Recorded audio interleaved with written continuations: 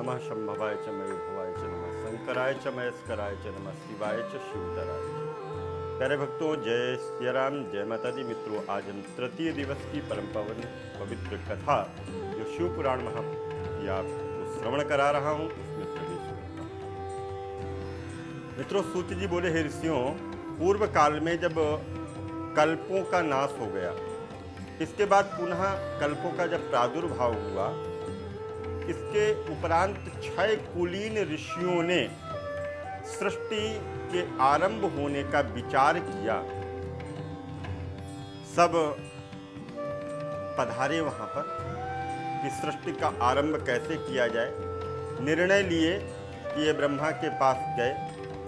ब्रह्मा ने कहा कि जो सबसे पहले उत्पन्न हुआ है उसमें मन वाणी की कोई गति है, तथा जो ब्रह्म, इंद्र, रुद्र आदि महाभूत एवं इंद्रियों की उत्पत्ति एवं सारे जगत की उत्पत्ति करने वाला है, वही सबसे परे हैं। ऐसे सर्वज्ञ जगदीश्वर महादेव जी हैं, जो भक्ति के द्वारा दर्शन देते हैं, और रुद्र आदि देव भी उनके दर्शनों की अभिलाषाएं किया करते हैं।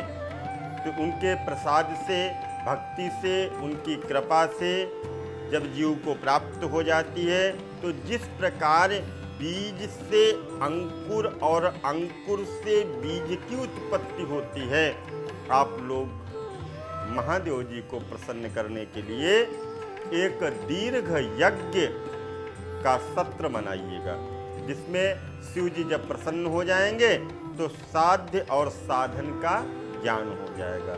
मुनियों ने पूछा, हे भगवान, ये तो बताओ साध्य और साधन क्या है। ब्रह्मा जी ने कहा, साध्य अर्थात शिव पद है और साधन उसकी सेवा करना है। वेद विधि से उनकी आराधना करने से वही प्राप्त होती है। जो जैसा करता है उसको वैसा ही फल प्राप्त होता है। एक महान साधन है, क्योंकि वे महेश्वर सर्वता अर्थात सभी जगह सुनते हैं, कीर्तन करते हैं, मनन करने योग्य है। अर्थात साध्य तक पहुँचने के लिए साधक जुट जाना चाहिए। गुरु के द्वारा शिव योग को प्राप्त करे और इसके उपरांत पहले कुछ आवश्यकताएं आ सकती हैं, परंतु बाद में परमानंद की प्राप्ति होती है भगवान शिव के साथ जुड़ जाने मात्र से। तो मुनियों ने पूछा कि ब्रह्मा जी, मनन और श्रवण कीर्तन क्या है, कैसे किए जाते हैं? ब्रह्मा ने कहा, ईश्वर के रूप, गुण, नाम, लीला और उनकी पूजा जप द्वारा जो रुचि पैदा करना, निरंतर युक्तियों के सहित अपने मन को सम्मुख करना मनन कहलाता है। परब्रह्म महादेव अथवा शंभु भगवान के नामों का बार बार उच्चारण करना, जप करना, कीर्तन करना, श्रवण करना, सत्संग में बैठना, महादेव जी की कथाओं को सुनना, पुराणों की चर्चाएं करना, कीर्तन करना, इससे आत्माएं पवित्र होती हैं। सूत जी बोले, हे मुनियों, मैं इस साधन के बारे में एक प्राचीन इतिहास कहता हूं, आप लोग सुनो। एक बार सरस्वती के तट पर परम पूज्य गुरुदेव भगवान व्यास जी आसन लगा करके तप कर रहे थे। वहां पर सनत कुमार जी ने आकर के पूछा कि हे भगवान, शिव जी तो प्रत्यक्ष ही सहायक हैं, फिर आप ऐसा तप क्यों कर रहे हैं? व्यास ने उत्तर दिया कि मैं मुक्ति के लिए यह तप कर रहा हूं। मुक्ति के लिए तप कर रहा हूं? तब सनत कुमार बोले, व्यास जी, ऐसे ही भ्रम मुझे भी हुआ। इसी प्रकार मैंने भी मुक्ति के लिए मद्राचल पर्वत पर जाकर के तप किया, और जब वहां शिव जी की आज्ञा से नंदीश्वर ने मुझे बताया कि मुझे मुक्ति मिल जाती है, तब मेरा भ्रम दूर हो गया। अतः शिव जी, व्यास जी भी ऐसा ही कह रहे हैं और ऐसा ही करें, ऐसा बता करके सनत कुमार जी वहां से चले गए। इस प्रकार ऋषियों ने पूछा कि जो श्रवण कीर्तन मनन करता है वह बिना यत्र के कैसे मुक्त हो जाता है, कृपा करके आप मुझे बताइए। तो सूत जी बोले, ऋषियों, आपके प्रश्न के अनुसार श्रवण करना, पुराणों की कथा सुनना, कीर्तन करना, मनन करना, शिवलिंग की स्थापना करना, पूजा करना, संसार सागर से व्यक्ति तर जाता है। मैंने श्री गुरु के मुख से सुना है कि शिव जी ब्रह्म स्वरूप, निष्कल कला रहित और काल रहित, काल भी इनका कुछ नहीं कर सकता। इस निष्कल से निराकार लिंग की प्रधानता देखी गई है। वे सभी कलाओं से युक्त हैं।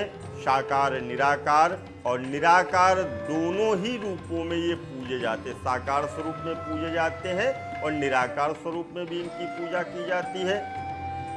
प्राचीन समय में ब्रह्मा विष्णु के विवाद में उन्होंने शिवलिंग में प्रकट होकर के दर्शन दिया था। ब्रह्मा और विष्णु का विवाद हुआ तो भगवान शिव शिवलिंग में ही प्रकट हो गए थे। तभी से शिवलिंग का निष्कल लिंग जगत में पूज्य हो गया और इससे कल्याण, भोग और मोक्ष की प्राप्ति होती है। नंदिकेश्वर बोले कि पूर्व जन्म में भगवान विष्णु अपने पार्षदों के साथ में लक्ष्मी जी सहित शेष सैया पर शयन कर रहे थे।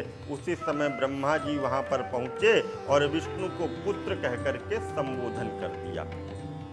पूछा, हे पुत्र, तुम कौन हो और उठ, यहाँ पर क्यों बैठे हो, और उठ, तू मुझे देख, मैं तेरा ईश्वर यहाँ आया हुआ हूँ। विष्णु यह सुनकर क्रोध में दबदबा गए और बोले, मुझे पुत्र बोलने वाला, हे पुत्र, तुम्हारा कल्याण हो, आओ बैठो, मैं तुम्हारा पिता हूँ, कहो तुम्हारा मुख टेढ़ा क्यों हो गया। बार बार जब ऐसे कहा तो ब्रह्मा जी बोले, एक फेर से तूने अभिमान हो गया। हे पुत्र, मैं तुम्हारा रक्षक हूँ, इस जगत का जगत पितामह मैं हूँ। विष्णु बोले, अरे चोर, तू अपना बड़प्पन क्यों दिखा रहा है? सारा जगत मुझ में निवास करता है और तू मेरे में निवास करता है। कमल से पैदा हुआ है तू, क्योंकि मुझ में सारी बातें समाहित हैं, मैं तुमको बताता हूँ। इस प्रकार दोनों ब्रह्मा और विष्णु में विवाद उत्पन्न हो गया। वे दोनों अपने को प्रभु कहते कहते आपस में युद्ध करने लगे। उनके वाहन भी आपस में लड़ने लगे और दोनों के प्रहार से देवता लोग व्याकुल होकर के कांपने लगे। जब दोनों ही अजारकता उत्पन्न करने लगे तो सारी सृष्टि शिव की है। उस शूल पाणी के बिना एक तिनका भी इधर से उधर नहीं हो सकता। ऐसा कहकर वे सभी भगवान शिव के पास गए। वहां महादेव भगवान पार्वती के साथ सभा में मणिमय विराजमान सिंहासन पर थे और देवों को आया देख करके भगवान शिव ने पास में बुलाया और उनको प्रणाम इत्यादि करके आगे की कथा हम लोग कल के प्रसंग में सुनेंगे। आज की कथा को यहीं पर विराम लेते हैं। सभी को मंगल कामनाएं देते हैं। फिर मिलते हैं, तब तक के लिए दीजिए इजाज़त। जय माता दी, जय माता।